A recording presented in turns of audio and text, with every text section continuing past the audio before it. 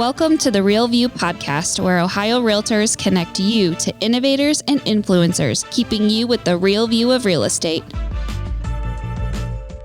Whether you're a broker, agent, first-time homebuyer, industry leader, or just happen to stumble upon our podcast today, you can expect to hear tips, tools, tricks, interesting information, and so much more from the experts in Ohio's real estate game.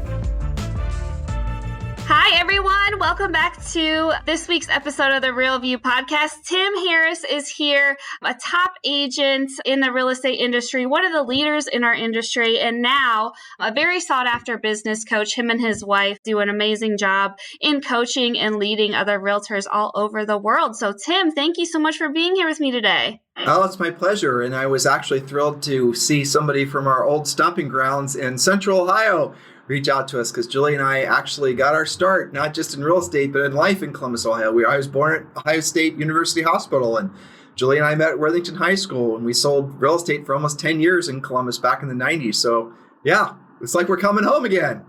No, that is so cool. And Tim and I were chatting before we started recording this. And he says, "Did you know I'm from Ohio?" And he's like, "Yeah, I'm from Columbus." I said, "No way. I am sitting in Columbus, Ohio at the Ohio Realtors headquarters right now as we speak." What a coincidence. I did not know that, but even more of a great reason to have you here as our special guest today. Well, thank you for that. Yeah, absolutely. So before we get started, I would love to ask our signature question, which we ask all of the guests who join us on the Real View podcast, which is the name of the podcast, The Real View. So we want to know, what is the best view that you have ever seen? You prepared me for that, but I forgot to prepare for the answer. You did tell me you would ask. So we just got done. We took 60 days and we drove all around the country, and we started in Dallas. And we drove up, through Montana, whatever. We drove all the way out to Oregon and Washington State, and drove all the way back down, and drove all the way through the Midwest, and then actually through Columbus and back down, and ended up in Atlanta. So we put almost 10,000 miles on this poor car in 60 days. So we saw a lot of great views. I will say probably, if you're talking, there's so many different ways you can go with the word view, but I'll say the greatest view, I'll tell you a place that's really magical for Julie, I, and our daughter Zoe, is a place called Point Lobos, and this is a location, so I'm going with the literal view definition. And it's in Central California. It's in the Big Sur area. And I'll give the listeners a little travel tip. When you drive in the main gate, there's several parking lots you can park in, but you got to drive all the way to the back of Point Lobos, and there's obviously a parking lot. But if you go on the walk through it's not even really a forest. It's something even more magical than that. You'll see and hear some of the most incredible things, especially if you're from the Midwest like we are. You can hear the seals in the background. You can hear all these other things going on. It's just amazing. And there's always this sort of mystical, mist that's everywhere, and this just different smells, things that are just really incredible. So I would say, as far as views go, there's been, that's something pretty special. That's really cool. I know sometimes when you're out on the West Coast, it's hard to even imagine that you're still in the United States with how beautiful it is out there. And you're right, how different of a change of scenery it is from our kind of hilly, farmy landscape that we are so familiar with in the Midwest, and specifically in Ohio. So very cool. Love that. Thank you for answering that. And I wish we had more time. I would love to hear more about this cross-country road trip. This is something my friends and I have also been thinking about doing, is renting an RV and getting across country and doing something very similar. So also very cool. Thanks for sharing that with us. And again, thanks for joining me. And we're going to get started on today's episode, because we have so much good stuff to cover today. You are going to talk to us today about how brokers become great leaders, and some of the qualities of leadership that those leaders embody, and how we develop them. And I know one of the big things that you mentioned in this article, I should also mention, found this article on Realtor.com, is walking the walk, talking the talk, leading by example, which I think is so important. But I'm sure you can share with us a little bit more about that and go into detail a little bit more. So why don't you take us away? Well, I've got the points in front of me that we wrote for you guys, but I'll tell you the thing that comes to my mind when you're really saying leadership, what you're really talking about is motivation. And you're talking about, how do you motivate people to do what they don't want to do when they don't want to do it at the highest level? And in real estate, there's a lot of that. In real estate, to be successful long term, you're going to have to really master the art and science of doing what you don't want to do when you don't want to do it at the highest level. And that's going to include, proactive lead generation. It's going to include doing the type of work sometimes you choose not to do. And you're going to have to do it for a long period of time. So one of the things that when we coach and train brokers and team leaders and things of that ilk, it's definitely, if you're not motivating people, you're not going to be a leader because they're not going to be motivated to follow you.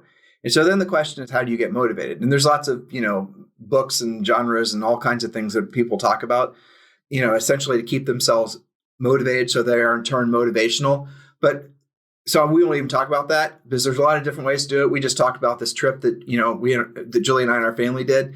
Those types of things, big goals, all of those different sorts of normal go-tos for how to be motivated. But I guess really the most important thing is if you're not motivated yourself, if you're not truly excited about your goals and the goals you have for your business, then they're going to sense that. And no matter how much you try to lead them, they're not going to want to follow you because you're not motivating them to follow you. And that's really what it comes down to is that you have to be setting, so Julie and I have been coaching agents since 1990 something or another, late 90s. And we've had some of our original clients that are still with us. And I promise you, there's no way they haven't heard us say the same thing. I mean, how many different things can we possibly coach them on, right? So they're hearing it over and over and over and over and over again. Some of them for 15, almost 20 years. And you got to ask, well, why is it that they stay coaching clients, and why is it that they come back? Some of them leave and come back. And so the question is, and I've asked that question before, and I've had people tell us, like, if there's Rob Johnson, who he started with Julie and I probably 6 or 7 years ago, and he is now the number one agent in Greenwich, Connecticut. And that was his original goal. He had other goals too, but that was in Greenwich, Connecticut is just one of this really upper end market that's hard to get into that market. There's people that have been selling real estate there, generational agents, their mom sold, their grandma sold kind of thing. And it's not an easy place to get any kind of traction, let alone become the most dominant agent. And so Rob told me, he said, at this point, the reason that you and Julie and your company and your coaches are still essentially my coach isn't necessarily because you're helping me get that much better at my skills. It's because I'm associating with you guys because you guys are motivating and you're doing things with your life.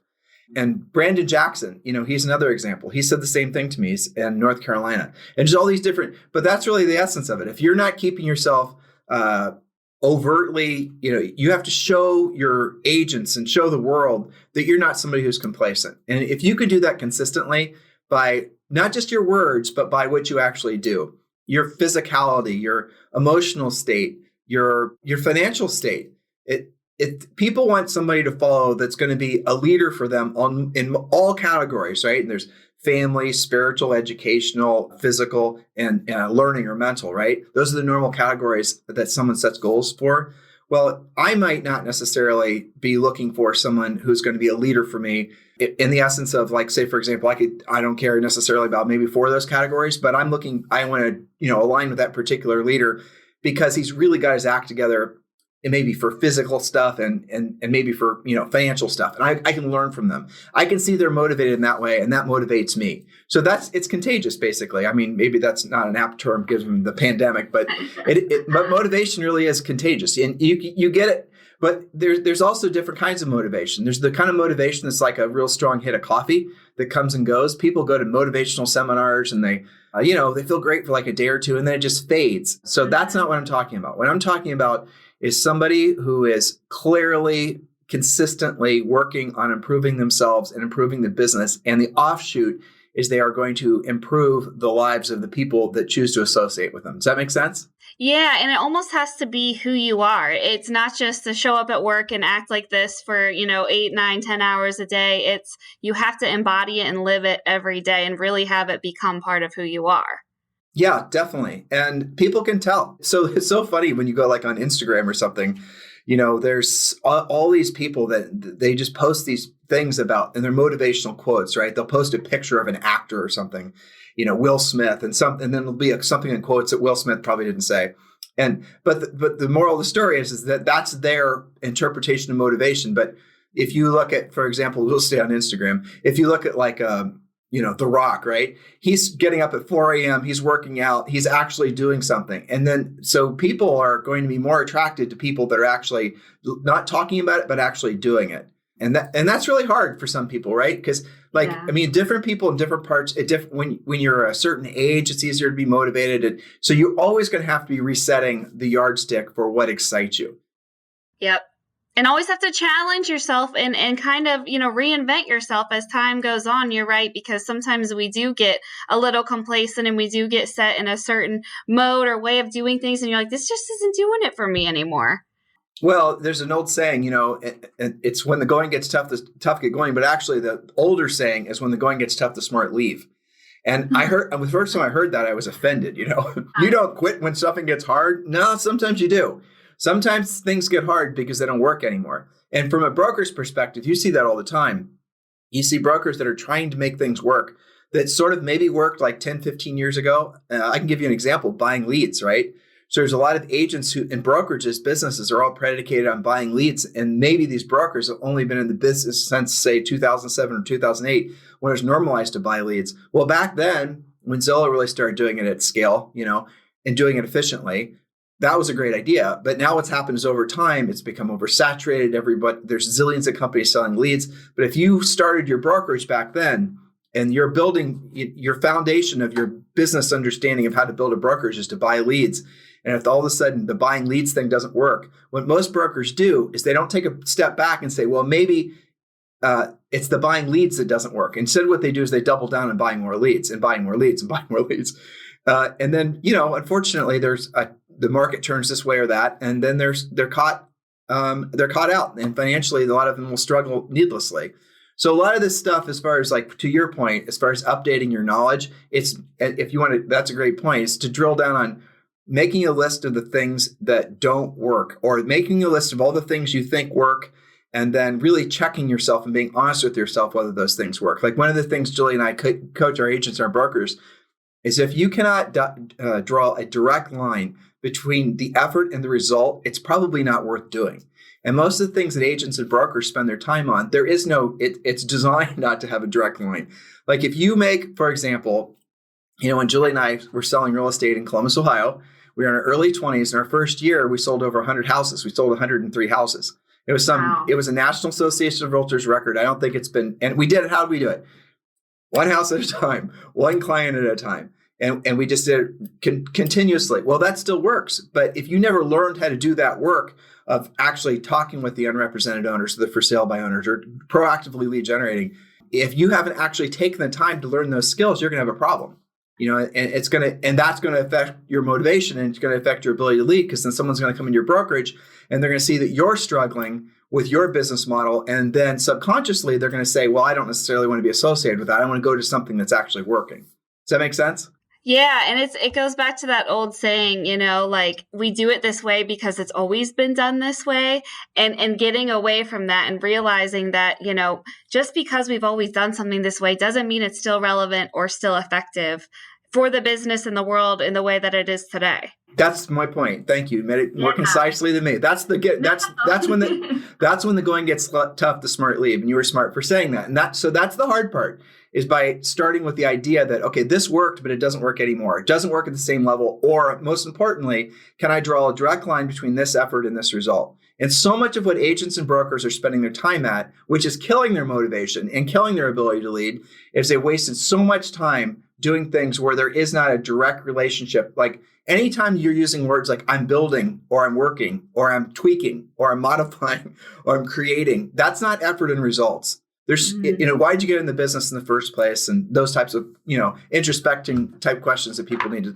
to ask themselves they struggle with. Good time of year to do it, though. That's for sure. Definitely. No, absolutely. I love that.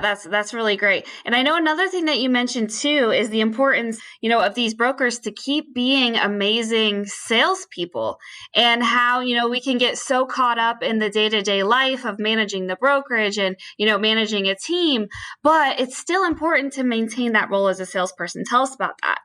Well, being a broker is hard. And when Julie and I were in the business full-time in the 90s, being a broker was hard then too. And it's just gotten worse. There's an old saying, and it's kind of snarky, but you can edit it out if you don't like it. Being a broker just makes you broker, and so the reason, that's the reason that most brokers still have to sell, because they have to sell to support the cash flow of the business. And there's nothing wrong with that. I'm not criticizing. Go to a great dentist office, he's going to, have other dentists working for him. It's fine. It's not a criticism. It's just a fact. But it used to be that you'd start a brokerage and you could get out of selling. It doesn't really work that way anymore. But to that end, if you're not somebody who's leading from the front, if you're not somebody who's in the marketplace, at least interacting with what's actually happening in the market dynamics, how are you going to actually motivate if people don't? It's sort of like in my business, in Julie and I's business, it's kind of funny. There's people that call themselves real estate coaches that never sold real estate before. It just doesn't make sense. And again, going back to motivating and leading, if you're going to teach me how to sell real estate, and you haven't sold real estate before, there's a disconnect there. Or if I'm going to join your brokerage, but you haven't sold, you've lost touch with what's going on in the marketplace or what's working to generate business. That's kind of a conflict too. And these all go back to, your motivation question ultimately. Right. No, yeah, absolutely. And it also kind of like seeing your agent seeing that you are still selling and still out there and still, are passionate about the industry, that rubs off on them too. So there again, it kind of is just that ongoing cycle of you doing something really great and then it motivating your agents and them seeing it firsthand. It kind of all just goes together. It does. It really does. It's like, if you see your broker that's taking listings and you see your broker is being consistent taking listings, that broker is going to set the tone for that business and that brokerage of success. And that is how you lead. You lead from the front. You don't lead from the back and calling out orders. And, you could, I suppose, depending on how you have your brokerage set up. But generally speaking, and it goes with team leads too. Brokerages and teams are kind of a merged concept, really. But if you look at great team leaders too, a lot of them are still actively participating in their businesses. It is kind of an interesting question. Like sometimes because the nature of the brokerage model has become that average brokerage makes less than 3% margins, basically. So most brokers aren't making really any money at all. And that number is actually less than 2% now from the different things I've read. Teams aren't that much better. But you got to ask yourself sometimes, like as a broker, really stay in contact with why you originally got into the business. Because you got into the business because you like selling real estate. You got in the business probably because you like helping other people develop their sales skills and their skill set so they too can be successful in real estate. And then at the same time, you're being pulled in a million different directions. That's the reason it goes back to staying motivated yourself. And Julie and I actually did our podcast this morning on a very similar topic. It's like, how to avoid burnout in essence. One of the things that we suggest is that you intentionally expose yourself to different thoughts and different types of books and podcasts.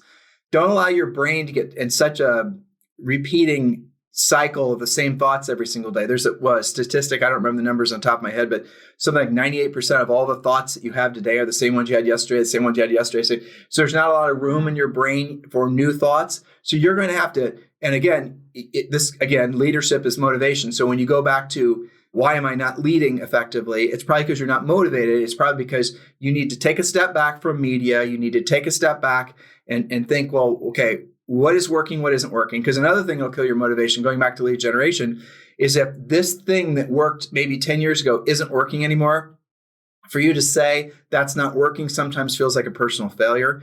And it's not. At the time when you started doing that, whatever that thing is, and it worked great, you were really smart. And now it doesn't work as great. So you can be equally as smart and change direction and do something else. And, Yeah, no, that's so true. And you're right. Especially, I feel like even more so, it might be a little enhanced now with going through the pandemic. And I wonder, if it's almost, higher than it's ever been with just getting into a rut and feeling like, it's the same thing over and over again and having to pull yourself out of that. But that's some great tips, try to find those podcasts, try to find those new ideas, try to find other industry leaders, to connect yourself with to say, what's going on today? What's happening in your world? How can I learn from you today and learn something that I might not have known yesterday? That's really great advice. Well, even outside of the industry too, even outside of real estate. Yeah, for sure. That's right. Yeah, there's so many cool podcasts out there and it's free information. But I will say, along the lines of motivation, is I would avoid all major forms of media for sure. That's for if you're feeling like you need to reset, load new software, the first thing you should do is completely purge yourself of any news, because the news anymore, no matter what side of the argument you're on, you shouldn't be on either side. But the reality of it is this it's propaganda. And it's going to really adversely affect, and like the reports that are coming out about Facebook from 60 Minutes, all these other things, all that stuff is designed to be salacious and nasty and divisive. It's not designed to be motivational. That's going to cause you to be a great leader. So if you're not feeling it like you used to or like you think you should, absolutely positively stop inputting the stuff that's making you feel like the world is smaller against you. And that's going to be starting with the media, all forms of media, minus podcasts, because podcasts, you can, some of them are incredibly powerful.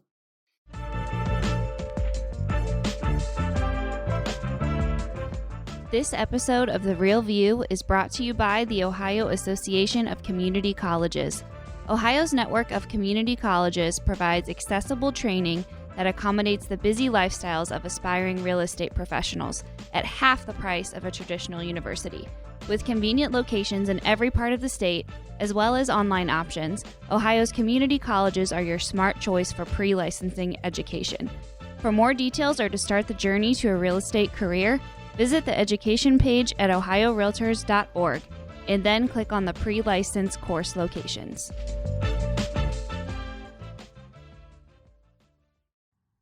Yeah, definitely find some time to take those media breaks, news breaks, social media breaks, whatever you can do to make sure you are recharged and refreshed and presenting the best version of yourself every day. Absolutely. So now I would love to talk about how can we kind of talk about some of the skills and traits and things like that our brokers can use to create a successful business, but how can they create that environment where agents can thrive? What does that look like? What are some of the ways that they can do that, and how can they do that?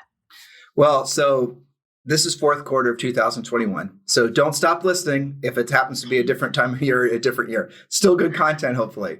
So fourth quarter of 2021 is not the end of the year. It's the start of your new year. So that's the first assumption. So if you're listening now, October, November, your 2022 has already started, and you need to be having your agents take that same mental approach, because every top producing agent knows, and every business owner knows, that's how life actually, a business, if you want to be successful, that's how it works. You got to start the quarter before. So what I would be doing if I were a broker, and what we are doing for our brokers and our team leaders, is everybody's sitting down and they're filling out their 2022 business plan. And we call ours the real estate treasure map. And I can tell them how they can get it for free if you want me to. It's up to you. Yeah, go ahead. They text the word Harris to 47372. That's it. Just text the word HARRIS to 47372, and we text them back a link and they can download it. It's easier, quicker than email. I get sick of people saying they didn't get the email because it went to bulk, Yeah. But so there it is. So that's the first thing. And the business plan, this isn't just a one pager. It's like 71 pages, and it goes through your business and personal life, and it's fill in the blank. It's a complete financial conversation that you're supposed to have ideally with your wife, your husband, your partner, with your kids even, where you're going through all of this and you're going through every single page and thinking about what's our present financial reality, where is it we want to be, where is it we want to go. So just back to Julie and I driving around the country, had we not had GPS, we'd still be lost in Iowa someplace. And so this is something, again, this is motivation, this is leadership. So if you want to lead, they want to know that you're invested in them.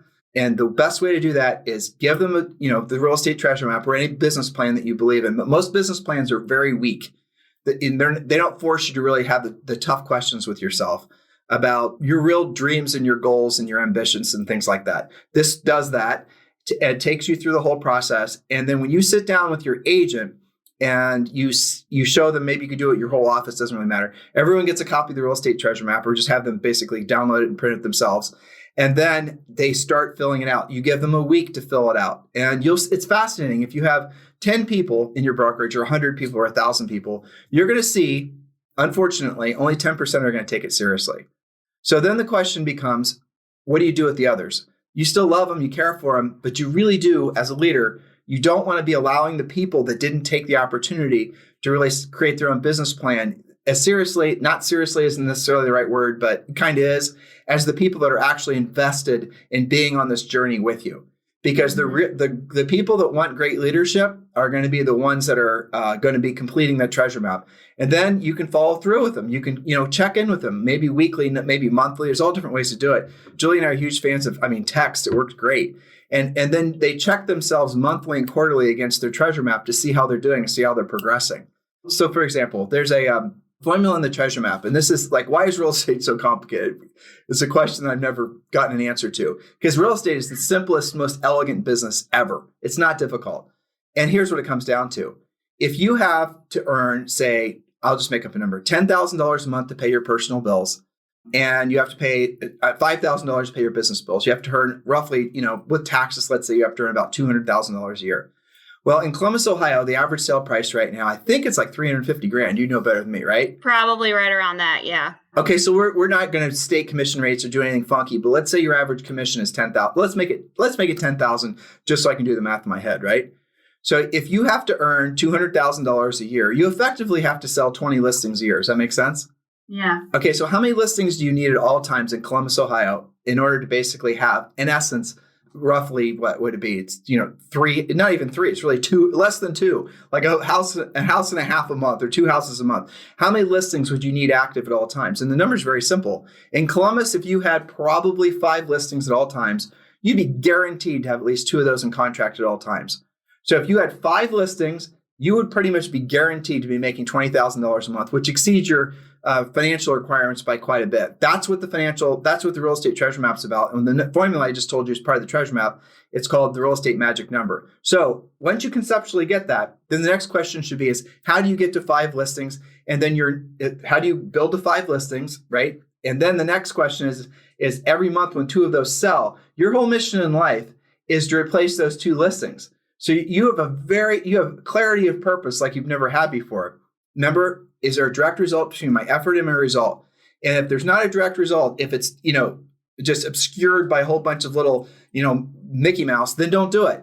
I just gave you a very simple formula. If you had 5 listings at all times, in Columbus, probably truthfully, almost all 5 of them would sell. But let's just say on average, 3 of them or 2 or 3 of them would sell. You've just basically paid yourself $240,000 to $360,000 a year based on just having 5 listings at all times.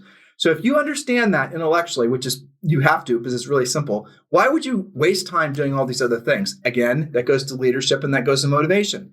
You explain this to an agent. It took me about, 60 seconds, maybe 90? Yeah. And so here's a treasure map. Here's your real estate magic number. Now let's talk about how to get you to your real estate magic number of listings. And then let's make sure we're working on a schedule, a business lifestyle to make it so that you are replacing those as they sell. That's financial freedom. Now, if you think about all the other, we had this conversation actually when we were in Iowa with a group of EXP agents in Des Moines. So I said basically the same thing. And then I said, so what would you stop doing if that was your mission?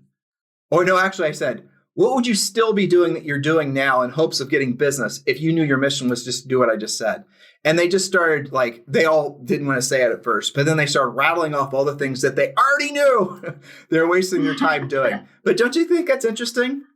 No, it is. And it's just getting out of our own head and taking the time to sit back and really analyze what we do every day. And it's so easy to just stay when we're so busy and there's so much going on and you're managing a team of, a couple people. It's hard to really sit back and think, why am I doing things the way that I'm doing?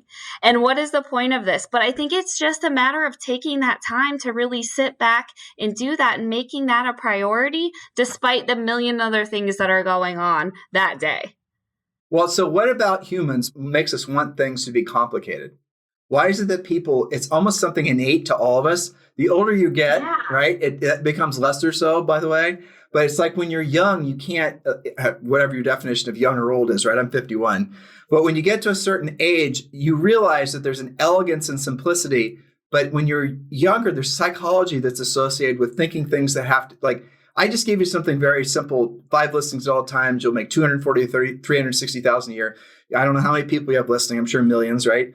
And how many of them are in their minds trying to already make it more complicated than it is? What CRM will I use, right? What's my brand going to look like? How many websites do I need, right? What's my right? They're all making it too confusing and too complicated. And that's not what this business is about. We're all blessed to have real estate licenses and be in this industry, especially now. And to make it so complicated is really losing the greatest opportunity that this industry offers. Well, it almost goes back to, what you said in the beginning, how you and Julie were so successful in your years in Columbus, which is you just do it one at a time. I love how you said, that it just boils down to that simple mindset, that simple way of thinking, one listing at a time. Well, one listing at a time, but building, like when Julie and I sold real estate, we needed 22 listings at all times. The average sale price was less than half of what it is now, right, in Columbus. Yeah. But we had to sell, we had to have that many listings because we knew, and not everything was selling then. We knew a certain amount wouldn't sell. And, what we formulaically figured out what our magic number was. And everyone else should be using this time of year to get really clear on their mission, get really clear on why they got into the industry, like you said. And it's not that complicated. I mean, you got into industry to probably have financial freedom, to have independence, to have some control of your schedule, to be able to build a business that was, real estate's an amazing thing because if you wrap your mind around the elegant simplicity of it or how it can be, you really can if you look at the biggest, most successful agents in the country, what I just said, and by successful, I mean the ones that are making the most net profit, not necessarily the big names that are selling the most houses that have the smallest margins. And that's a business model too. But if you look at the ones that are consistently making the most net profit, they're basically doing exactly what I just said. And you maybe not even heard of them because they don't even care if they're famous. Yeah, that's true. Yeah. I can tell you a funny story. You might appreciate this. Yeah, go for it. All right. So one of the things in Julie and I's book, Harris Rules, it's at Barnes & Noble. And yes, it was at Barnes & Noble in Easton. We went there and saw it when we were in Columbus. That's so funny. So we just wrapped up our annual convention. I think I was telling you about this before we started recording. And shout out to everyone who attended that convention, both virtually and in person. It was great to see everybody either online or in the flesh. But we were just at Easton. So very familiar. Our listeners should be very familiar with the Easton location and maybe even that Barnes & Noble's. Yep. So the question, so this is in our book, and I was on a Clubhouse earlier this year and talking about you have to choose whether you're going to be rich or famous. You can't choose both. If you had to choose between being rich or famous, you want to do this with me? It's okay if you don't. No, let's do it. No, please do. Please ask. Well, so your answer, Allison, will change the older you get, but you seem to be wiser than most. So I'll ask you this question. So I won't be surprised if you answer the question the opposite way that most people with real estate licenses do. And when they're in their 20s, you're in your 20s, right? I'm guessing. I just turned 30 3 months ago. Yeah. You're in your very late 20s. Yes. All right. So if you have to choose right now between being rich or famous, you can't have both. Rich, where your money works for you, you no longer work for your money. You have no more financial thoughts. Or famous, everybody and their brother knows who you are, but you don't have financial security. Which would you choose, rich or famous? I choose rich. And I think you could get that just from our short amount of time speaking. But it's funny because I host this podcast and you wouldn't guess this probably if you met me, but I absolutely am the most shy person. And I'm anytime attention is on me, I'm like, no, I don't want it. So the thought of being famous absolutely petrifies me. Well, okay. So when you ask most people, I was talking about this very thing on Clubhouse, and there was a guy that raised his hand. I unmuted him, and he was you could tell by his voice, I'm guessing he was in maybe his 70s. And he also referenced selling real estate in the 80s. So, we can just assume. And he told me, he said, when I was in my 20s, I chose to be famous. When I was in my 30s, I chose to be famous. And then we stopped and we asked him, well, what does that mean? I spent my money on these things to make myself more recognizable, to be a brand name. So people would see my moving trucks or my billboards, so they would recognize me. That need for adulation from strangers was very appealing to him. And a lot of people, basically, that's what's plaguing most people's financial security now, especially in this industry, is they spend their money to be famous. They don't. They think that the money will follow the fame, and after you've built your big brand, and that isn't the way real life works. So then he started saying, well, after then when I was in my 40s, I started to have my mindset about it change, and I started realizing I wish when I was in my 30s and my 20s, I'd been focusing on building more financial security. And then he stopped in his 50s, right? He didn't go further than that. But then he said, when I was in my 50s, and then he just started to laugh. And now he said, now I'm hearing you say this. He said, I wish someone would have said that to me back when I was in my 20s. So again, we're talking about motivation, we're talking about leadership. And so if I'm talking to somebody who's like you, and you give me a very honest answer, and I appreciate that. But that's an important question. So then you follow up with a question like, okay, so what are you willing to do to be rich? Mm-hmm. Right? Or I always like the opposite questions. What are you not willing to do to be rich in real estate? Like, what will you not do? And then here's the funny answer that you always hear is they're going to rattle off. Okay, you want to play? You want to keep playing? Sure. Do you have a real estate license? No, and everyone keeps saying you need to get your real estate license, but no, I don't. So yeah, I don't know, maybe one day, but for now, just support. Yeah. You get your real estate license and you start selling real estate. What will you absolutely positively never do to basically build your business to generate leads? It does not matter. You'll never do it. Oh, I don't know. What would I not do? I don't know. I don't know. Give me an example. Yeah. You get your license, everyone will basically ruin your potential, telling you all the things that, So here's what people will do. Agents will rattle off the things that they won't do. And then I ask them then the other way, what will you do?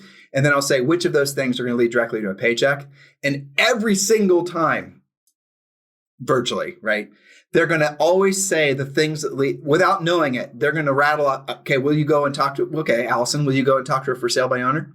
No, let's just pretend. No, I don't want to do that. Okay, and that's what the answer is. And all of them say that, right? So if you're in front of a group of agents and you ask about this very question, and then I'll pose it a different way, and this is kind of more fun, right? So Allison, we're going to have a competition.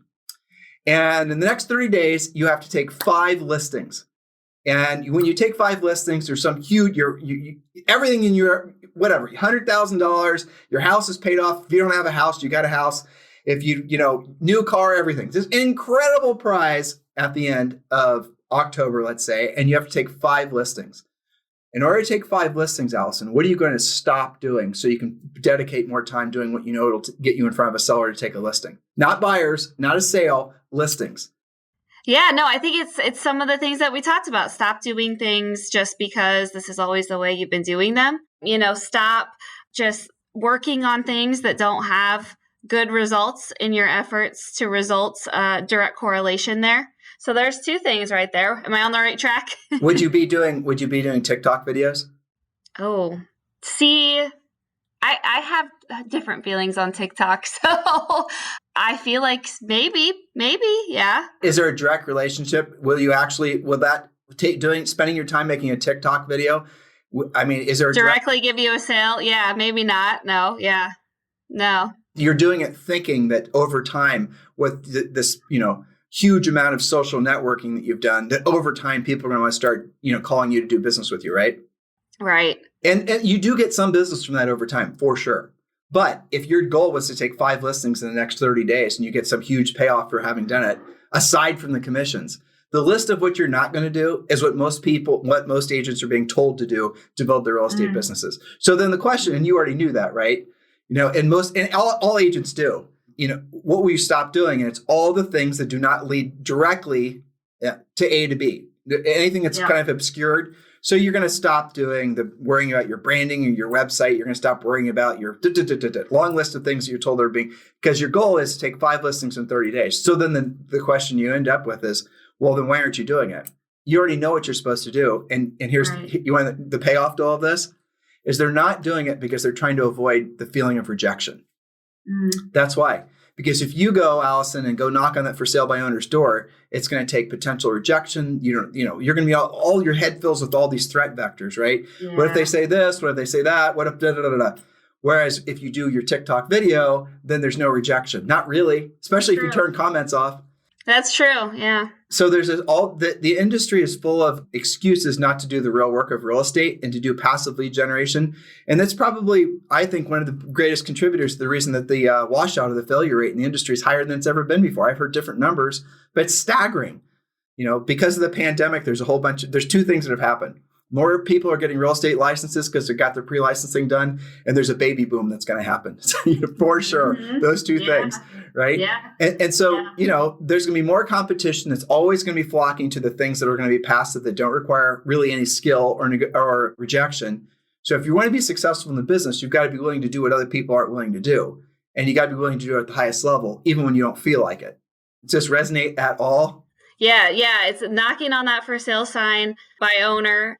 And, like you said, really just making it simple, not being complicated, getting out of our own head and doing things that are so basic and getting away from the distraction and everything else that is just complicating things. That's so true. Totally. I mean, again, 30 days to take 5 listings. And I hope all your listeners are taking this sort of question and internalizing it to themselves. And then the secondary question is, what would you stop doing? In other words, what's taking your time and your energy? So when you're, in your late 20s, the amount of directed energy you have every day is more than when you're in your late 30s, your late 40s, your late 50s.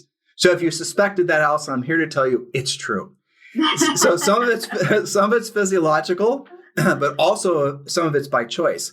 Because hopefully as you get older, you start realizing, why am I wasting my time doing things that are not going to lead directly to what my mission is, which is taking a listing and getting a paycheck, helping somebody, obviously, because if you're not helping people, you're not obviously going to have any success at any of this. But that goes back down to, again, you're in front of your brokerage of 10 or 100, 10% of the people are going to be willing to do the treasure map, fill out their business plan. 10% are then going to be willing to do the real work. So 10% of the 10% are going to be willing to do the real work. And you as a leader, you got to be piling in on the people that are actually going to be, forward deployed with you doing the real work, and don't allow the rest of them, to essentially suck up all your energy, because then you're not going to be leading the people that eventually, once you've essentially instilled your leadership qualities and skill sets in them, then their very production, their very success will then bring in more successful agents into your brokerage. Right now, you're being bogged down with agents that really they just won't. It's just it's the law. I don't know why. Truthfully, it drives me crazy. I don't know why more people aren't just doing what, everyone has the same opportunity, and yet so few people are willing to actually seize it, especially in real estate.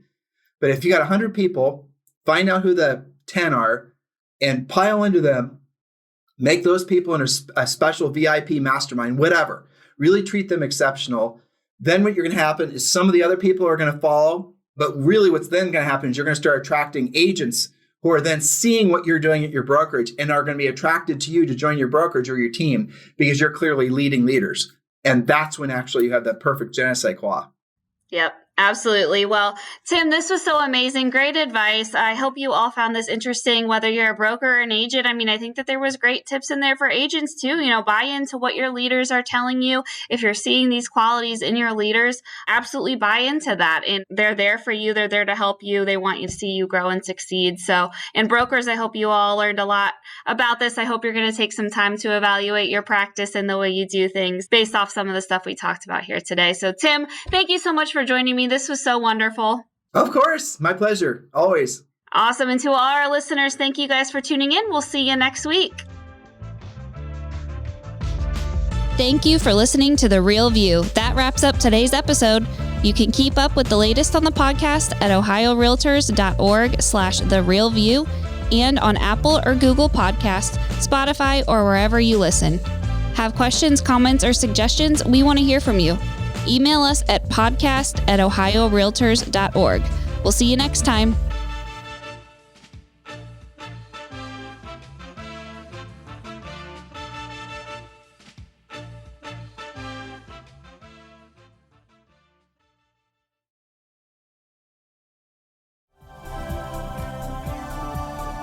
This has been a Humble Pod production.